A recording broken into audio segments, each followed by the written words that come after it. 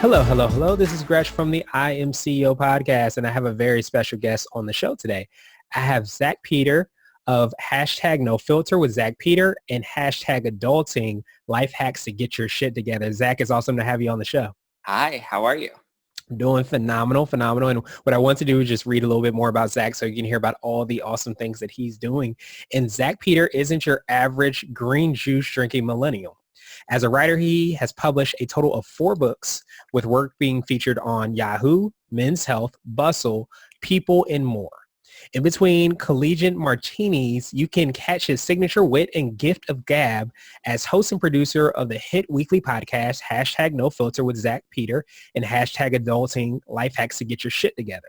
He currently serves as the executive director for Jenny McCarthy's Autism Foundation, Generation Rescue, and can regularly be seen on POPSUGAR and Menounos AfterBuzz TV network. Zack, are you ready to speak to the I Am CEO community? I am so ready. Awesome. Let's do it. So the first question I had was to hear a little bit more about what I call your CEO story and what led you to start your business. Well, I think I like to consider myself a millennial hustler, which I know some people may think of as an oxymoron because they don't think of millennials as hustlers. They think of them as lazy, or they kind of dismiss them as, really insignificant or Snapchat obsessed. And like, look, let's be real. I have a ring light. I like to put on filters. Like I do love taking selfies, but I also like to, spend the other 20 hours in my day working, and doing things that kind of fuel me. And I think for the longest time growing up, I kind of felt lost. I felt like I didn't really have a voice. I felt like an outsider, or, I never really fit into any of the molds. I was a straight D student. I was always talking in class, always getting in trouble for talking to other people in class, always in detention, never doing my homework. So I was just kind of, an outsider, so to speak. And then eventually my brother was diagnosed with autism. And after that, I had many siblings by that point, but he was the one that I really struggled to connect with, and I wanted to connect with him. And I saw how active and engaged my mother was in helping him with different treatments and trying to just help him ultimately reach his fullest potential at the end of the day. And it inspired and motivated me to get involved. And I obviously wanted to have a relationship with my brother. So I started to do my own research, and through that realized a lot of other families in our community were struggling with the same things. So I started hosting fundraisers in our local community. It started with a fundraiser called Play Now for Autism, which started 10 years ago this month, ironically. And ever since then, I kind of just knew that I wanted to help people. I knew that I enjoyed talking. Obviously, it's part of what put me in detention for a really long time. And I just knew that once I found my voice, which was through the advocacy work for autism, I was like, okay, now you're not going to shut me up. And I just kind of have kept going and paved the way ever since. Awesome. Well, I truly appreciate you for, sharing your story and being able to not only have a passion or something that you wanted to help, but not only help yourself and help your brother, but help out so many other people. And I think so many times, like you mentioned, like a lot of times you see those kids in school that have skills and talents, but they don't know necessarily where they should be. Right. And the teachers don't know either. So you being able to kind of harness that and put that towards a phenomenal cause, I think that's awesome that you're able to do that. Yeah, and now I think, my mission is really, at least currently for the next few years while I'm still in this millennial generation gap, is to kind of show other people that are in their 20s, or even, I started hustling and working when I was 15, and that's, I've been pursuing a career now for the past 10 years really strongly. And I just want other people to kind of look at my story, look at my journey, and not feel insecure or intimidated that they haven't accomplished some of the things that I have, but that they can do it as well. Just because you don't feel like you have a place or a purpose, or you're unsure of what your voice actually is, like, you have the potential, you have all of the tools with you right now. And if you don't have the tools, then you can find them, you can make them. There are many opportunities that weren't thrown into my lap that I really had to kind of make on my own. And I think it's only made me stronger and more adaptable. Yeah, I would definitely agree with that. And I know you touched on a little bit about the millennial piece. It's like, not that we're not hustling. I'm a millennial as well too, Yeah. but sometimes we're hustling in a different way than the prior generations have seen. So a lot of times, like you said, if you have and you're looking for your voice, you're looking for ways to figure out how to do something. A lot of times you probably already know how to do the things. It's just a matter of putting the pen to the paper or putting whatever it is together so that you can start doing that. Yeah, and look, you're not going to find a baby boomer making 100K off of their Instagram. Like that is a whole new wit and smarts that and skill set that older generations don't have. Yeah, exactly. And that's one of the things we have at our disposal. So I wanted to drill down a little bit deeper and hear a little bit more about your podcast and some of the other things that you're doing. Yeah, it's really funny. I started my very first podcast when I was 15, 10 years ago. I was on my cell phone, taped in my bedroom through like an online software called Blog Talk Radio. And I did it for maybe about a year and a half. And after that, I was like, I'm never going to do this again. Like, this is just not, it's not my thing. Only to find out a few years later, I ended up doing a couple of web shows on YouTube. And then eventually one of the web shows that I really kind of loved and enjoyed, it was like a talk show, it ended up getting canceled by the production company that we were with and the co-host that I was with. And I was kind of like, but like I really enjoy hosting and I really want to do another show. So I ended up talking to a couple of different radio stations at the time about doing maybe a show with them. I didn't really want to get back into radio or audio, but eventually there was an opportunity to do my own podcast, which was #NoFilter with Zack Peter, which I think we're just completing our 4th year of the show. And that really just started as me wanting to host my own show and have really thought-provoking conversations with people that I thought were really interesting. I loved pop culture. I loved news. I loved, a lot of people on TV and different reality shows or people that I was fascinated with that had built brands on social media. And eventually that's kind of what #NoFilter with Zack Peter became, is it's candid conversations with TV personalities and social media stars. And we drink, we play games, we have fun, and we just have very thought-provoking conversations, which I enjoy. And it's a job that I get to do every week that, pays my bills that I love, Yeah. And then absolutely. last year came another opportunity to host a second podcast with my friend Nikki Sharp, who I love and is another badass boss babe, millennial hustler. And we met through a wellness festival. And we kind of just vibed. I invited her on No Filter and she had a great time. And I invited her on like 2 more times when a couple of my other guests had canceled. And she filled in and we just had a very nice dynamic and chemistry that we decided to do #Adulting, which is really focused on having thought leaders and experts come on the show and asking them questions about how we can, in our 20s and early 30s, get our shit together.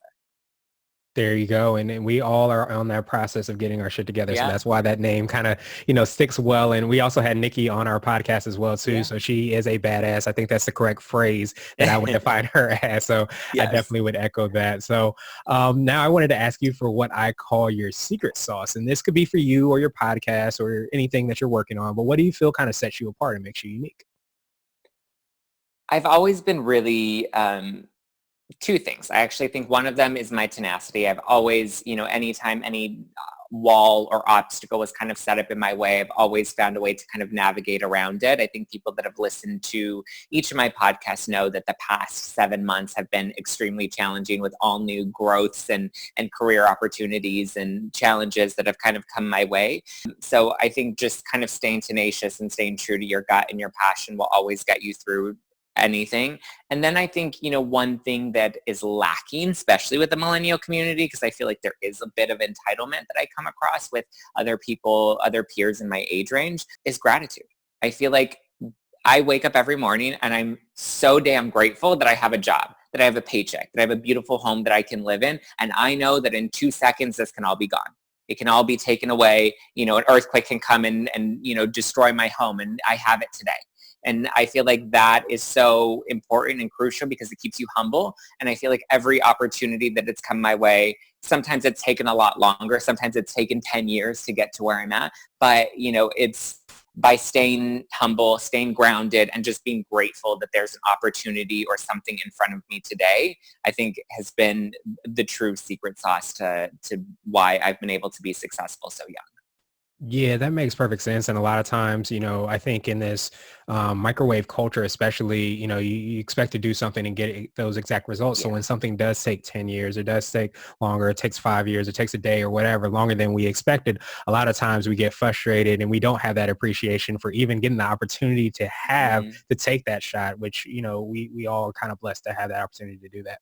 Absolutely. I feel like, just be grateful. Like if you have a job right now, be grateful for that. Be grateful for the company. Stop looking for what the company can do for you, especially because now I'm in a position where I'm hiring people and I've interviewed millennials, and like a lot of them come in and they're just like, okay, what are the benefits? What are my days off? Like, what do I get out of this? And it's like, that's such a unsuccessful mindset, because then you're looking at what you can get out of something or someone else instead of looking at the value that you can provide to other people or to the company. And like, that's what I've always done. That's how I became the executive director of Generation Rescue at 25 years old. There were so many people that came in and out of the company that wanted to make their way to the top within 6 months or within a year. And I was always kind of just like, I'm going to do my job. I'm going to come in here. I'm going to collect my paycheck. I'm going to give the best that I can give. I believe in the company. I believe in the mission. And, I'm just going to give everything that I can because I am here wholeheartedly. Yeah, that makes perfect sense. And I know you mentioned that you already had that, but I want to drill down a little bit deeper. Do you feel like that's something that, millennials, or even not even just millennials, people that don't, understand the act of being gracious for things and having that gratitude, is that something that they can develop, or how do you have that gratitude muscle, so to speak? I think, like you said, it is a muscle. And like with any muscle, like when you're going to the gym, you're trying to get those ads for your Snapchat, like Mhm. gratitude is a muscle and it takes constant practice. I think our culture and our society has defined gratitude as Thanksgiving, which is nothing, like people aren't even thankful on Thanksgiving. It's a gluttonous holiday about consumption, Black Friday and eating all the turkey and mashed potatoes. And, it's just, we've gotten the branding of what gratitude means so off. And I feel like it's something that you kind of have to work on every day. One thing that I really love that Nikki does is a gratitude journal. I Mhm. don't personally journal every single day, but I do, I wake up and when I catch myself kind of being overwhelmed, I like to just kind of check myself and be like, okay, what are 3 things that you're grateful for right now? Doesn't have to be big. They can be simple. They can be that I'm grateful for a job. They can be I'm grateful for, that I have money in my bank account to go and have dinner with my mom tonight. Like simple little things or grand things, whatever it is, just check in with yourself and be grateful for the little things throughout the day as the chaos kind of comes up, and it grounds you and you develop that muscle. Absolutely. I love that. It puts everything in perspective. So I wanted to switch gears a little bit and ask you for what I call a CEO hack. And you might have already touched on this, but this is something that you feel like makes you more effective and efficient. Something that makes me more effective and efficient, I think, I think anyone that follows me knows that I'm a big coffee addict. So I'm consuming caffeine way too much. But something a little more practical, I would say your morning routine. That is really something that I like to always start my morning either with a 10-minute meditation, and I like to just go on YouTube and, listen to 10 minutes in your day. Like that's how long it takes for your coffee to brew. So like a 10-minute meditation, or even just listening to a really inspirational or positive, uplifting podcast. I think those are 2 really good things that help you get your day started on the right foot and help set your mindset for what is to come ahead. Any challenge that's to come up or any celebration that's to come up, it just puts you in the right mind frame. So always start your day with something that's going to, it's an investment in your own kind of mindset and personal growth. Yeah, absolutely. And like touched on, like having that and doing that every single day, it starts to propel you. And then, days start to become weeks, weeks start to become months, months start to become years. And all of a sudden you Yeah. are hitting those goals. Absolutely. I think meditation is probably one of the most underdeveloped. It's growing a little more now, but I think one of the underdeveloped things for successful business owners or entrepreneurs or CEOs, you're starting to see it grow a lot more. But I also kind of want to touch on the fact that I'm not the person, like Nikki Sharp can go and meditate probably for an hour on a rooftop and, with silence. I'm not that type of person. I'm somebody that can do a 10-minute YouTube video. Or one thing that I really like to do is I'll play a meditation as I'm going to sleep, so that it's kind of continuing to stay in my brain even as I fall asleep. I get to hear it, and they're probably about 2 hours long, but I'm usually asleep within that first 15 minutes. So there are easy ways to kind of fit it into your schedule if you don't have a lot of time, or you're not going to be, sitting on a rooftop for an hour, in a cross-legged position. No, that makes perfect sense. And I'm not the type to do that either. So I have not done an hour meditation. And as soon as I did the 10-minute one, some days I like, okay, I need to do just the minute one. So Yeah. let me figure out how I can do that. So as Whatever long as works for you. Yeah. exactly. Exactly. So now I wanted to ask you for what I call a CEO nugget. And this is a word of wisdom or piece of advice, or if you can hop into a time machine, what would you tell your younger business self? To stop stressing about it not working out, because at the end of the day, I mean, just kind of look at your track record. You've always made it. Like today, you're still here. Everything that you thought you weren't going to make it through before, you've continued to push through. You've continued to overcome even the things that you thought were going to break you, or the things that did break you for a minute, you know, whether that was a heartbreak, whether that was a career setback, whether that was getting fired, whether that was, you know, failing your test in high school, you know, whatever that was, you've made it through every single obstacle. So trust that you're going to continue to make it through those obstacles because you have that potential within yourself. So anytime you're going through anything challenging, or you're struggling, or you feel like, you know, the timing's not quite there yet, just keep trusting that you're on the right path and keep pursuing the thing that drives you and fuels you at the end of the day. Yeah, absolutely. And a lot of times you can look at, you know, some of the small wins or things that you've done in the past and understand that you did trust the process. You did continue to follow through just like you said. So if And you it's did it that time. hard. You know, sometimes the shitstorm is so overwhelming that you're just like, I really don't know how I'm going to get through this. You know, I've been through a lot of those times, and it's really just about kind of being like, okay, I can't control everything today. I kind of just need to take this day hour by hour and follow my schedule and just kind of, you know, maybe be a little robotic for these next few hours just to get through it, but I'm going to get through it. And you will. And then you'll come out on the other side and you'll be like, okay, that wasn't as terrible as I thought it was going to be. And you've developed all of those other muscles and all of those other skills to kind of level up.